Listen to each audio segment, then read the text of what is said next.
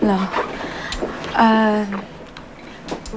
Gusto ko lang po sana pag-usapan yung tungkol sa kasal namin ni Third. Alam ko nang bigla. You don't need to explain anything anymore, Natasha. Kanina, I admit, nagulat ako. Pero ngayon, napag-isip-isip ko na. It's okay with me. I gave you my blessings. Payag na ako sa kasal niyo ni Third. After all, Third is a good man. Matagal na siya sa kumpanya natin and pwede siya pagkatiwalaan. And one thing more, his grandfather is a very good friend of ours. We could trust him. Natasha, I just hope this time around, everything will work well. Ayaw ko matulad kayo sa nangyari sa inyo ni Josh. The way I see it, Third will make a better partner for you.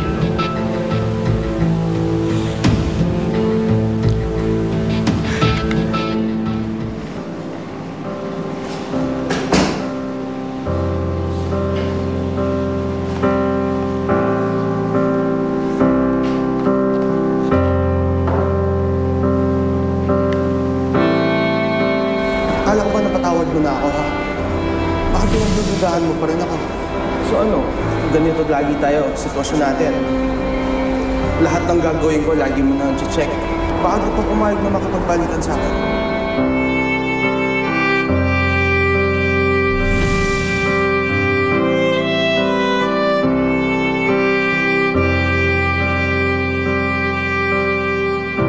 Wow! Laki ng bahay niya, ha? Ito talaga? Bakit? Thank you, hinatid mo ako. No, okay lang yan. Can you walk inside? Siyempre. Alright. Hey. Tayo ka na inom?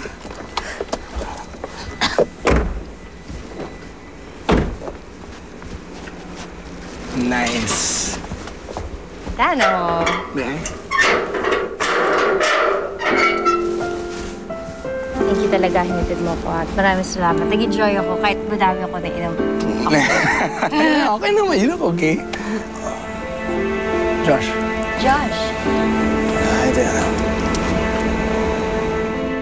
Nandun na tayo, ba't hindi mo pa sinabi?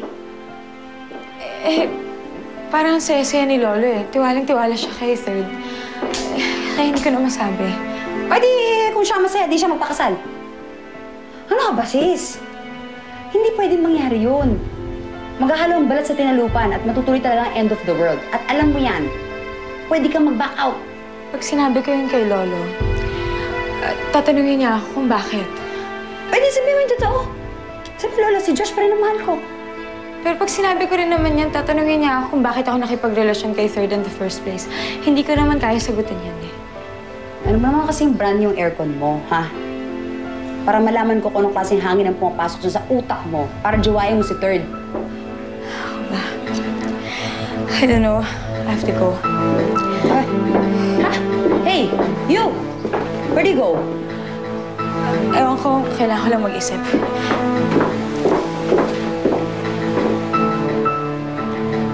Paunan na lang ako. Sige.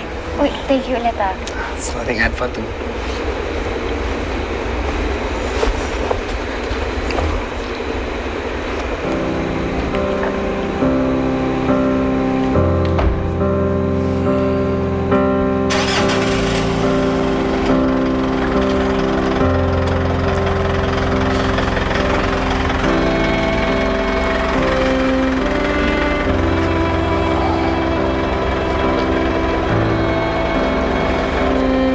Sorry. Go ahead. Sorry talaga, hindi talaga mauulit. Hindi na ako magpapraning. Sorry din. Dapat inintindi muna kita instead of getting mad. Alam ko rin naman yung pinanggagalingan mo. Kanina pa nga kita hinihintay eh. Hindi kasi ako mapakali na hindi tayo maayos. Pasensya na, dapat nga tatawagin kita agad pagka-uwi ko eh. Kaya lang pinag-inuman kami. Nag-inuman kayo? Oo, pero konti lang. Kunento ko sa kanya yung mga problema ko, yung nararamdaman ko.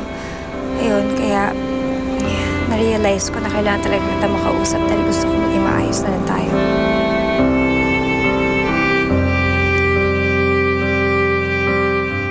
Saang